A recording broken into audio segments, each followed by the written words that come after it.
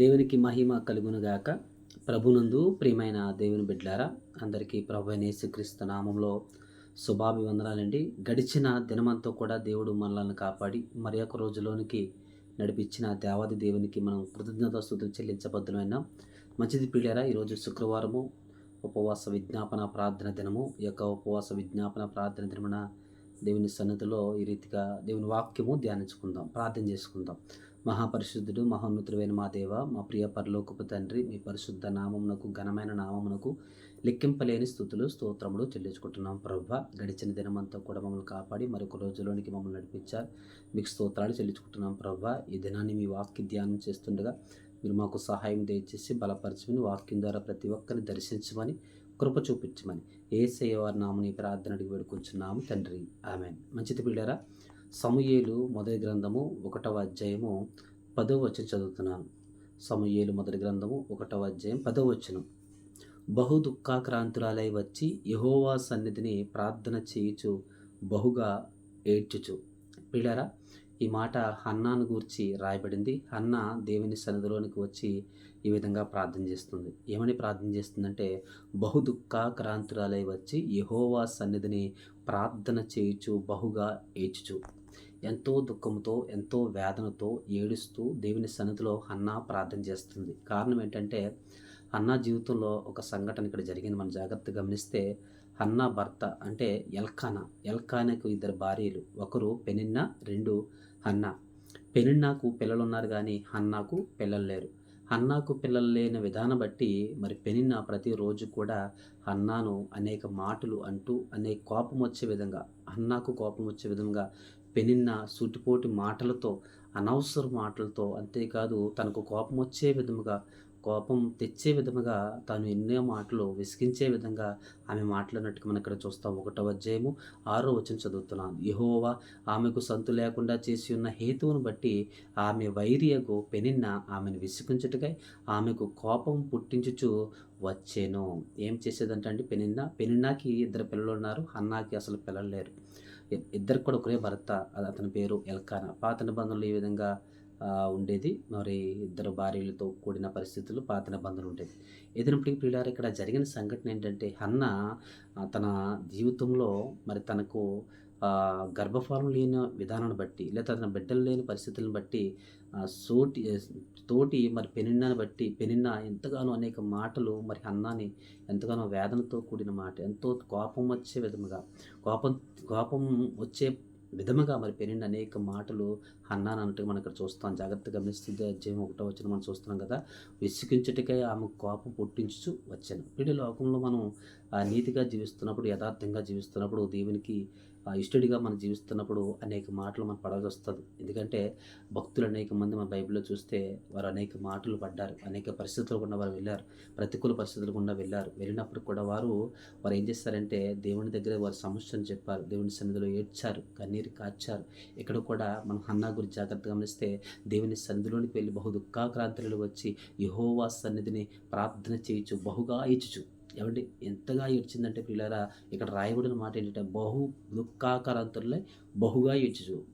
ఏడవను వేరు, బహుగా ఏడవను వేరు. ఏడవడం అంటే మామూలుగా ఏడవడం, ఇంకా బహు దుఃఖాక్రాంతురాలు అంటే ఎంతో దుఃఖంతో, బహుగా అంటే అతిగా ఎక్కువగా ఏడ్చి తనకున్న సమస్యను, తనకున్న అవమానాన్ని, తనకొచ్చిన ఆ కోపాన్ని, తనకొచ్చిన బాధనంతా కూడా దేవుని సన్నిధిలో తెలియజేస్తుంది. పిల్లలు మొదటిగా తనకు కుమారుడు కావాలని ప్రార్థన చేసింది. రెండవదిగా తనకొచ్చిన కోప కారణాన్ని బట్టి ప్రార్థన చేసినట్టుగా ఇదే అధ్యాయం 1వ అధ్యాయం 16వ వచనం చూస్తాం. నీ సేవకురాలైన నన్ను పనికిమాలిన దానికి ఎంచవద్దు, అత్యంతమైన కోప కారణం బట్టి బహుగా నిట్టూర్పులు విడుచుచు నాలో నేను దీన్ని చెప్పుకొనుచుంటినెను. అంటే తనకు కోపం కూడా ఎక్కువ వస్తుంది. ఎందుకంటే కారణం ఏంటంటే, పెనిన్నా లేనిపోని మాటలు, గొడ్రాలని లేదా ఇంకేవో మాటలు మాట్లాడి మరి హన్నాను ఎంతగానో గాయపరిచే మాటలు మాట్లాడింది. అంతే కదా పిల్లలు, ఈ లోకంలో చాలామంది ఇతరులు ఏం అనుకుంటున్నారో, ఎంతగా బాధపడతారో, ఎంతగా వేదన చెందుతారో చూడరు. వారు అనాల్సిన మాట అనేసి గాయపరిచే మాటలు, బాధపడే మాటలు, బాధపరిచే మాటలు మాట్లాడిస్తూ ఉంటారు. ఇక్కడ కూడా మరి గర్భఫలం లేని విధానాన్ని బట్టి మరి హన్నాను పెనిన్న అనేక మాటలు అన్నది, అనేక సూటిపాటు మాటలతో బాధ పెట్టింది. ఒకవేళ తను నన్ను ఈ విధంగా అనొచ్చు, ఏమనంటే, నువ్వు గొడ్రాలు, నువ్వు పిల్లలు లేనిదాను, పిల్లలకు కనదానువు, నువ్వు ఎందుకు పనికిరాని దానువు అనేక మాటలు మరి హన్నాను పెన్న అనే ఉంటుంది. ఇక్కడ రాయబడిన మాటలు మనం జాగ్రత్తగా గమనిస్తే కోపం వచ్చే విధంగా, విసిగించే విధంగా మాట్లాడింది. అంతేకాదు ఇక్కడ రాయబడిన మాట జాగ్రత్త, యెహోవా మందిరమునకు పోవునప్పుడల్లా అది ఆమెకు కోపం పుట్టించెను గనుక ఆమె భోజనము చేయక ఏడ్చుచూ వచ్చెను. ఆమె భోజనం చేయడం మానేసింది, ఏడుస్తూ కూర్చుంది హన్నా. ఎందుకంటే దేవుని మందిరానికి వెళ్ళినప్పుడే ఈ యొక్క మరి పెనిన్న హన్నాను ఎంతగానో గాయపరిచిందంట. ఇక్కడ రాయబడిన మాట ఏంటంటే, యెహోవా మందిరమునకు పోవునప్పుడల్లా అది ఆమెకు కోపం పుట్టించెను. దేవుని మందిరానికి వెళ్ళినప్పుడు మరి ఆటంకపరిచే విధంగా పెనిన్న అనేక మాటలు హన్నాను అంటూ ఉండేది. ఎందుకంటే కుటుంబ సమేతంగా వీరు షిలోహులో ఉన్న మందిరానికి వెళ్ళేవారు. ఎల్కానా తన ఇద్దరు భార్యలు, అలాగే పెనిన్నకు పుట్టిన బిడ్డలు, కుటుంబం అంతా కూడా యాట వీరు వెళ్ళేవారు. అటువంటి సందర్భంలో పెనిన్న హన్నాని ఎంతగానో గాయపరిచే మాటలన్నది. అయినప్పటికీ ప్రియులారా, హన్నా తిరిగి ఒక్క మాట కూడా పెనిన్న అన్నట్టుగా మనం చూడం. ఎందుకంటే అద్భుతమైన భక్తురాలు హన్నా. తనకున్న సమస్యను, తనకున్న దుఃఖాన్ని, తనకున్న కన్నీరును, తనకున్న వేదనను, తనకున్న వచ్చిన అవమానాన్ని, తనకు వచ్చిన కోపాన్ని కూడా తిరిగి ప్రదర్శించకుండా దేవుని దగ్గరే తన సమస్యను, కష్టాన్ని, వేదనను, వచ్చిన దుఃఖాన్ని, తనకు వచ్చిన నిట్టూర్పును, తనకు వచ్చిన ఏడుపును కూడా దేవుడి దగ్గర చెప్పింది. ఈరోజు ప్రియులారా, ఈరోజు మనం ఎవరికి చెబుతున్నాం? ఈరోజు ఎవరికి నీ బాధను, నీ దుఃఖాన్ని చెప్తున్నావు? మొదటిగా చెప్పాల్సింది ఎవరికి తెలుసా? దేవునికి చెప్పాలి, దేవుని సన్నిధిలో చెప్పాలి. రెండవదిగా దైవజనుడికి చెప్పాలి. దైవజనుడు ఏం చేస్తాడంటే ప్రార్థన చేస్తాడు. దైవజనుడు చెప్పడం తప్పేం కాదు, కానీ ఇతర మనుషులకు మాత్రం నువ్వు చెప్తే నువ్వు లోపం అయిపోతావు. దైవజనుడికి చెప్పాలి, దేవుని సన్నిధిలో దేవునికి చెప్పాలి. ఈ విధంగా నువ్వు చెప్పినప్పుడు పిల్లరా, దేవుడు నీ ప్రార్థన ఆలకిస్తాడు. ఇక్కడ ఆమె దేవునికి చెప్పింది మొదటిగా. రెండోదిగా అక్కడ ఉన్న దైవజనుడు కూడా తన సమస్యను చెప్పినట్టుగా మనం చూస్తాం పిల్లరా. ఏదంటే పిల్లల తనకున్న సమస్య అంతా కూడా దేవుని సన్నిధిలో ఏడుస్తూ ప్రార్థన చేసింది. తన సమస్య అంతా కూడా చెప్పేసింది. తన ఎప్పుడైతే సమస్యలో, అవమానంలో తన తోటి సవితి అయినటువంటి పెనిన్న సూటిపోటి మాటలు తన్నప్పుడు భోజనం చేయక ఏడ్చు కూర్చునేదంట. ఎప్పుడైతే తన సమస్యను దేవునికి చెప్పేసిందో ఆమె ఎంతగానో సంతోషించి అప్పటి నుంచి భోజనం చేయడం మొదలెట్టిందట. 18 వచ్చిన చూస్తాం, నీ సేవకుడైన నేను నీ దృష్టి కృపనందని కాగలను. తరువాత ఆ స్త్రీ తన దారిని వెళ్ళిపోయి భోజనం చేయొచ్చు నాటి నుండి దుఃఖముఖిగా ఉండట మానెను. దుఃఖిస్తూ మానేసింది. తన సమస్యను, తన వేదన, తన అవమానాన్ని, తన బాధను ఎప్పుడైతే దేవుని సన్నిధిలో దేవునికి తెలియజేసిందో పిల్లారా, ఇంకేడడం మానేసింది. కూర్చుని ఏడుస్తూ మానేసింది, దుఃఖిస్తూ మానేసింది, చింతిస్తూ మానేసింది. దేవుడి మీద తన భారాన్ని వేసింది. ఎప్పుడైతే దేవుడి మీద తన భారాన్ని వేసిందో పిల్లారా, ఇక్కడ రాయబడిన మాట మనం చూస్తే జాగ్రత్తగా, యెహోవా ఆమెను జ్ఞాపకము చేసుకున్న వాక్యం సెలవిస్తుంది. దేవునికి మహిమ కలుగుగాక. హన్నాను దేవుడు జ్ఞాపకం చేసుకున్నాడు. హన్నాను దేవుడు జ్ఞాపకం చేసుకుని చక్కని పండంటి బిడ్డనిచ్చాడు. అతని పేరే సమూయేలు. పిల్లారా, సమూయేలుకున్న 3 అద్భుతమైన భాగ్యము, అద్భుతమైన ఆ యొక్క అధికారాన్ని దేవుడు సమూయేలుకి ఇచ్చాడు. ఒకటి ఏంటంటే ఇశ్రాయేలు ప్రజలకు న్యాయాధిపతిగా న్యాయం తీర్చాడు. రెండోది ఏంటంటే ప్రవక్తగా పిలువబడ్డాడు. మూడోది ఏంటంటే యాజకుడిగా, అంటే సేవకుడిగా కూడా పిలువబడ్డాడు. అన్న ప్రార్థన ద్వారా పుట్టిన కుమారుడికి 3 అధికారాలు, 3 ప్రాధాన్యతలు దేవుడు ఇచ్చాడు పిల్లల సమూయేలు. అంతేకాదు 4వది మనం చూస్తే రాజులను అభిషేకించే భాగ్యం కూడా ఇచ్చాడు. ఎందుకంటే ఇశ్రాయేలు ప్రజలకు మొట్టమొదటి రాజు సౌలు రాజుని సమూయేలు అభిషేకించాడు, రాజుగా అభిషేకించి నిలబెట్టాడు. రెండోదిగా దావీదును కూడా మరి సమూయేలు అభిషేకించాడు. అటువంటి అభిషేకంతో కూడిన శక్తిని, ఆ పరిశుద్ధతను, ఆ యొక్క పరిశుద్ధాత్మ శక్తిని, అంతేకాదు ఆ రాజులను అభిషేకించే భాగ్యము ఈ యొక్క సమూయేలు పొందుకున్నాడు. పిల్లల ఎంత గొప్పటి భాగ్యము! ఆ సమూయేలు అంట పుట్టిన తర్వాత ఏదైతే తను సమర్పించుకుందో ప్రార్థనలో, తన దేవుడి సందులో సమర్పించేసుకుందంట. చెప్పిన ప్రకారం దేవుడి సందులో పరిచర్యకి సమర్పించేసుకుంది. ఆ రీతిగా హన్నా బహు భయభక్తులతో దేవుని జ్ఞానమందును, దేవుని జ్ఞానమందును, దేవుని దయందును, మనుషుల దయందును. అక్కడ రాయబడిన మాట ఏంటంటే మనం జాగ్రత్తగా గమనిస్తే 2వ అధ్యాయం చూస్తాము. బాలుడగు సమూయేలు ఇంకా ఎదుగుతూ యెహోవా దయందును, మనుషుల దయందును వర్ధిల్లుచుండని మనం చూస్తున్నాం పిల్లల. అవును, దేవుని దయలో, మనుషు దయలో ఈ యొక్క సమూయేలు ఎదిగాడు. ఏదైనా పిల్లల, హన్నా చేసిన ప్రార్థన అటువంటిది. ఈరోజు నీ ప్రార్థన ఎలా ఉంది?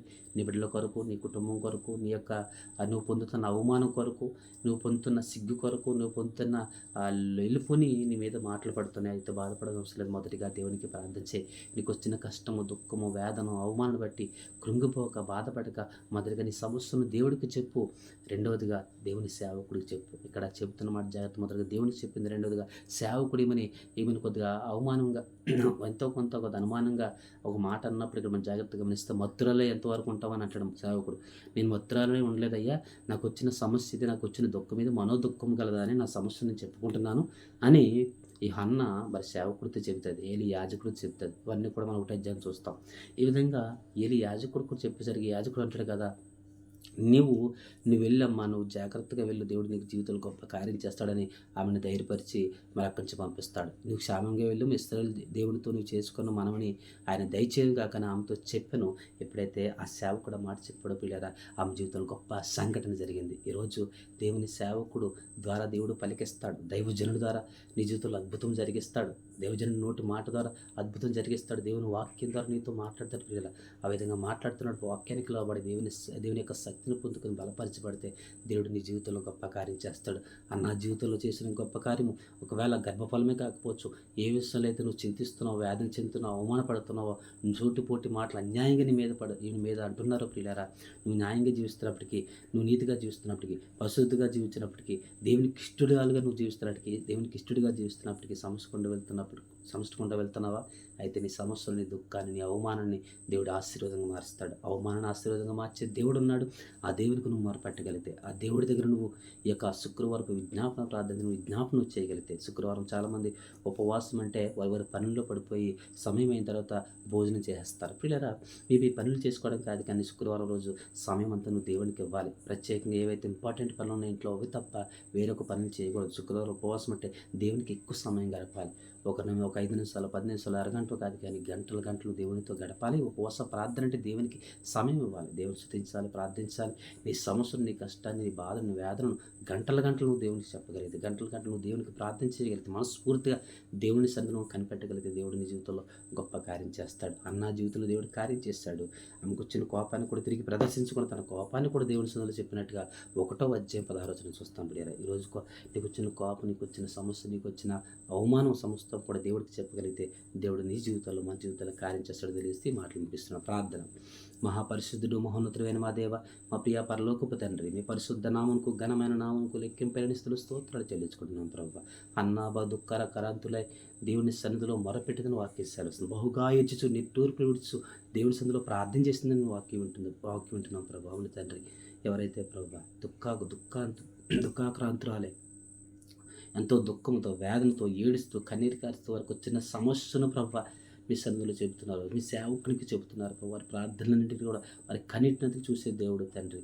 ఇక అన్న జీవితంలో చేసిన మేలును ప్రభు ఏ రీతిగా చేశారు, వారి జీవితంలో కూడా ఏ సమస్యను బట్టి దుఃఖిస్తున్నారు, ఏ వేదన బట్టి దుఃఖిస్తున్నారు, తన బిడ్డల నిమిత్తం దుఃఖిస్తున్నారేమో, తన కుటుంబం నిమిత్తం దుఃఖిస్తున్నారు, తన భర్త కొరకు, తన భార్య కొరకు, తన బిడ్డల కొరకు, లేదా ఆ ఆర్థిక పరిస్థితుల కొరకు, లేదా ఇంకే పరిస్థితుల నిమిత్తం వారు దుఃఖిస్తున్నారో, అనారోగ్య సమస్య కోసం దుఃఖిస్తున్నారేమో, వారిని దర్శించి బలపరిచినైనా, వారిని లేవనెత్తి స్వస్థపరిచినైనా, కుటుంబాన్ని కట్టమని, బలపరచమని, బిడ్డలను బాగు చేయమని ప్రభు, వారి జీవితాలు గొప్ప కార్యాలు జరిగించమని, సమస్త మహిళగా ఎవరైతే మమ్మల్ని ప్రార్థనవసలుగా కూడా ఇచ్చేమి, సమస్త మహిమ ఘనత ప్రభావాలు తెలుసుకుంటూ యేసయ్య వారి నామమున ప్రార్థనలు వేడుకొచ్చున్నాం తండ్రి. ఆమేన్. అందరికీ వందనాలండి.